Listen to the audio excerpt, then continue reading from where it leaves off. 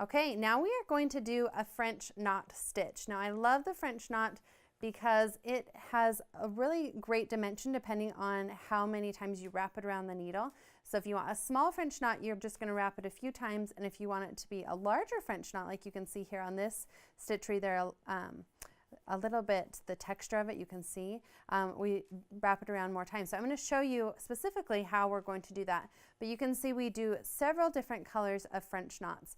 We do them in the center of the flowers, we do them as cute little accents right there by the leaves, and then also we do the French knot right there in the center of that cute woven rose. So we're going to go ahead and show you how to do that. I have my needle threaded with the golden yellow color, and we're just going to go ahead and we're going to add our French knots right here in the center of this pink daisy. Now to do that, we have a knot at the end of our thread, and I'm going to go ahead and through one of the centers of these circles in my pattern, I'm going to bring my needle right up through. Okay, so I pull it to the end of the knot on the back side, and then I like to set mine down on my surface. And what you do is you hold this thread in your other hand. So you have one hand holding your needle and one hand holding your thread. And then you take at the end of your needle, you kind of loop it around like this, and you take and you wrap around the needle. Now this is where I was explaining you can make your knot small or large. So if you were to only wrap it around once, it would be a very small French knot. But I want these to have a little bit more dimension, so I'm actually going to wrap mine around 4 times. So I wrap it 4 times, and then you hold on to, oops, let me try and do this. So wrap it 4 times. It's a little bit trickier to do showing the camera. And then you hold it with your hand so that it's tight around the needle, and then you actually poke back down through the center of where you came up. Now you're holding on to this. It's very important. You hold on to that thread, and then with your other hand that's free, you're pulling down the needle, and you're actually just pulling that down, and that creates what's called a French knot onto your fabric. So let's go ahead and show you that again.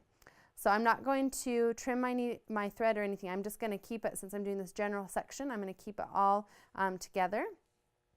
So you go through the center of your pattern right there, that little circle, and I'm going to hold it with this hand. I'm going to wrap it around 4 times, and then I'm putting my needle back down from where I came up, being careful to hold on to this thread while pulling with my other hand.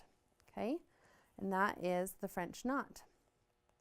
So we'll do it again. Pull up, hold on to that thread, wrap it around. I'm doing 4 times, and then hold it with your hand, poke that back down, pull from the underside of your hoop straight through.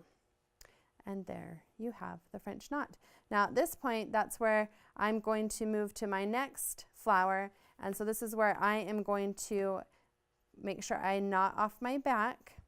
I'm not going to just jump to the other side. I'm going to take care and time and knot that off, trim it, and then I'm going to do a new quilter's knot so that I can start on the next section, which is over on the opposite side, and I'm just going to start. So I'm going to go ahead and I'm going to change out my colors.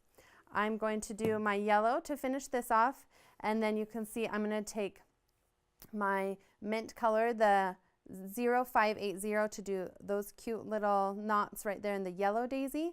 And then I'm going to take the darker aqua color, which is the 640, and I'm going to do the little accent knots down here and in the center of my flower.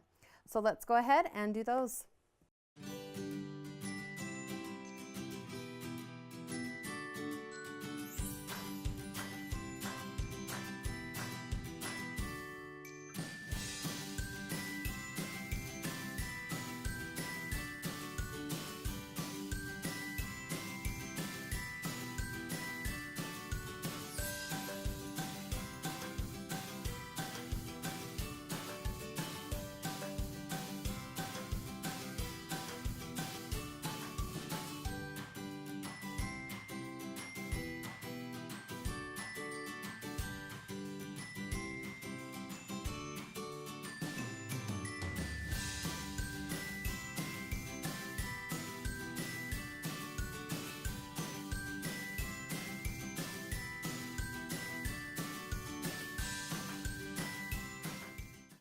Okay, so I finished all my cute little accent stitches right there with the cute French knots. So now I'm going to go right up through the center of this woven rose and add this cluster of French knots. Now, what's fun about French knots is you can really fill a space with French knots. So you'll notice that inside that space we don't give any direction of how many knots.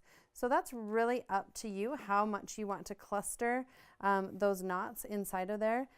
I love filling spaces with French knots. It gives it a lot of really fun texture to your projects.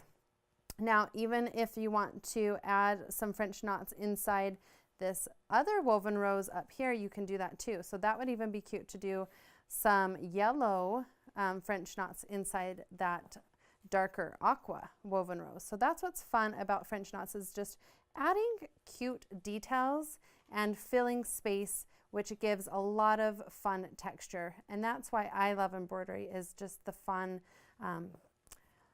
all the fun different variances you can do with each of the stitches.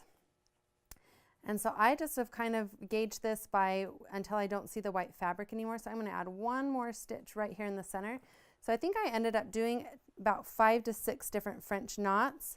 And again, I wrapped these several times, so they're bigger French knots. I've wrapped them 4 times around to do the larger French knot.